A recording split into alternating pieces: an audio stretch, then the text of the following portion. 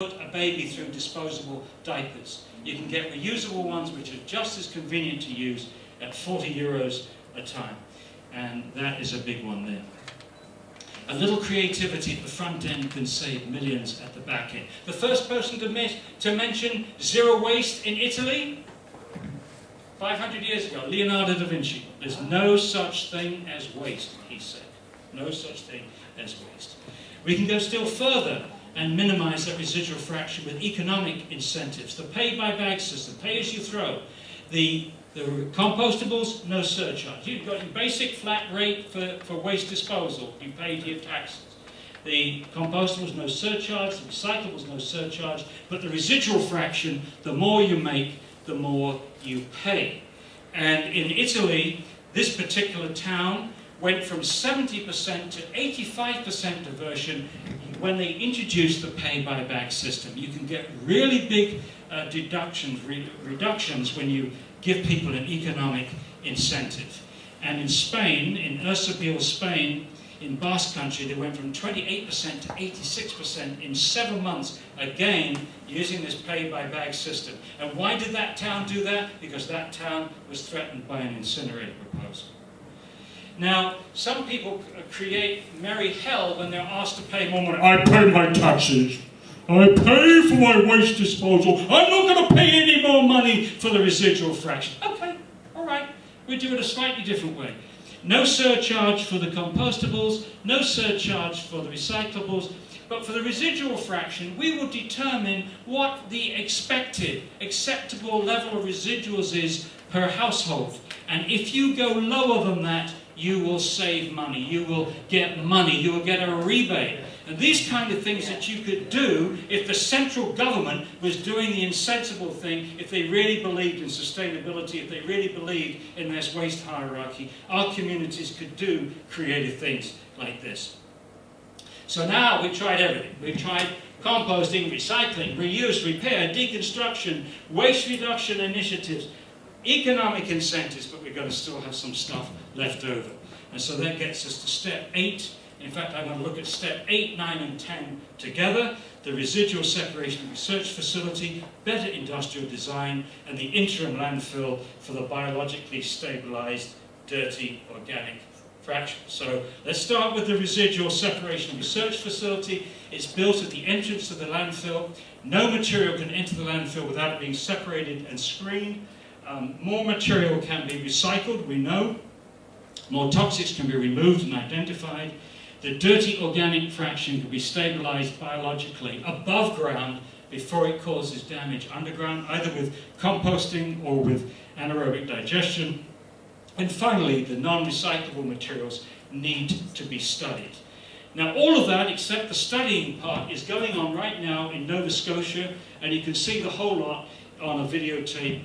Again, AmericanHealthStudies.org for the Nova Scotia program. What I want to see is the introduction of a research centre in these facilities to study the non-recyclable fraction. And that research centre would involve higher education, university professors and students, technical college, people interested in industrial design, people interested in sustainability, etc., etc., etc. They will be encouraged to be part of this zero waste research centres.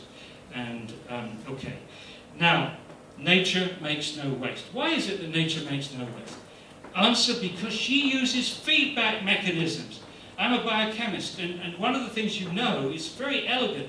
If your body starts producing something that is not wanted anymore, then it will switch off the system which is producing it. It will stop the enzyme in the first step. So you produce something you don't want, you switch off the production. Now, we have a waste problem because we have refused to use feedback mechanisms, because we use landfills and incinerators to make this stuff disappear.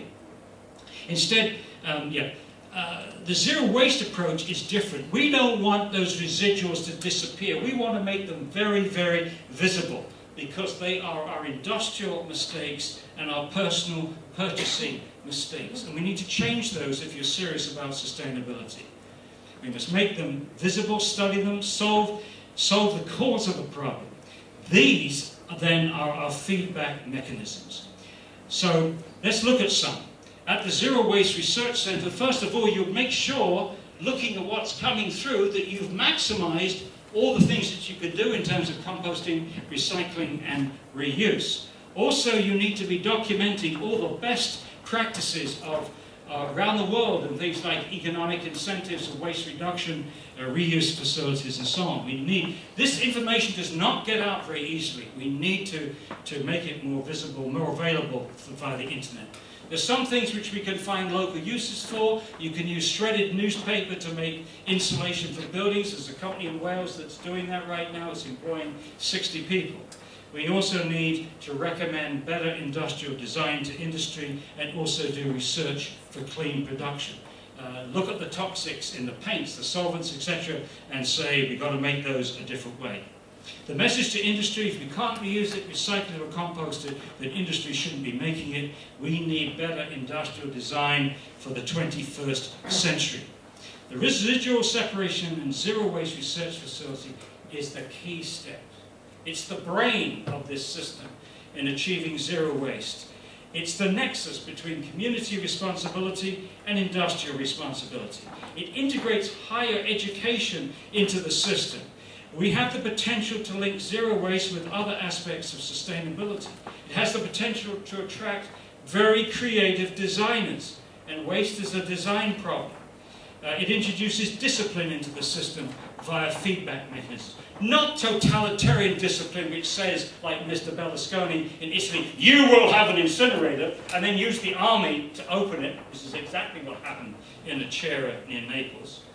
But democrat discipline. Democratic. A residual separation with zero waste research combined with an interim landfill is vastly superior to an incinerator combined with an ash landfill. Residual separation facilities are operating in Nova Scotia. That's on videotape, I mentioned that.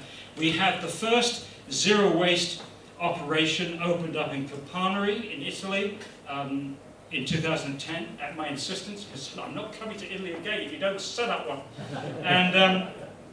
And as I mentioned, last Friday, Coventry University announced that it would be setting up a zero waste research centre. We had the Vice-Chancellor of the university there endorsing it, and also the Coventry Waste Department said that they would provide the residuals for them to look at and buildings to do it in. So this is very exciting. Now in Capanari, this is their Zero Waste Research Centre, mainly volunteers, but first of all they analysed the residual waste stream, and I'll just take the top three. First is textiles and leather. This is largely shoes and clothing. Panolini, that's the disposable nappies. And thirdly, kitchen waste. Well, we need better industrial design. The panolini, we need reusable, not disposable. The kitchen waste, the feedback there is you've got to educate people better because they're not putting in the right container. And textiles and leather, they're already, there's a local shoe factory which is designing an ecological shoe which will last much longer, easily repaired, etc., etc., etc. Now, in terms of studying it, here's the genius behind this. Is a primary school teacher in the morning, but has managed to promote zero waste from one end of Italy to the other, Rossano Ercolini. And he's looking through the residuals. And one of the things that they found a few months ago is massive quantities of these one-serving coffee plastic things. You put it in the machine, and then you get one cup. And each time you have a cup of coffee, you get one of these things. And they literally have, I think it's 4 billion a year of these things. And they wrote to the manufacturer of this coffee, Lavazza, big company. It has Julia Roberts advertising. Wrote to them and said, look, we're doing a great job with waste management in Capanari. We're up to 80% or whatever it was. But we keep finding these cups in here, and we would like to talk to you. Within a couple of days, the company got back to them and set up a meeting to meet them. So obviously, they're sensitive to this. And here's another guy finding those coffee cups. Oh, there's the letter that they sent to Lavazza, telling them about that. And there's a little museum. They have a little poco piccolino museum of all the exhibition of lousy things, which they don't know what to do with. Those museums could be very embarrassing for the companies that have those names, their names on those products. Now, looking to the future, we need lots of these research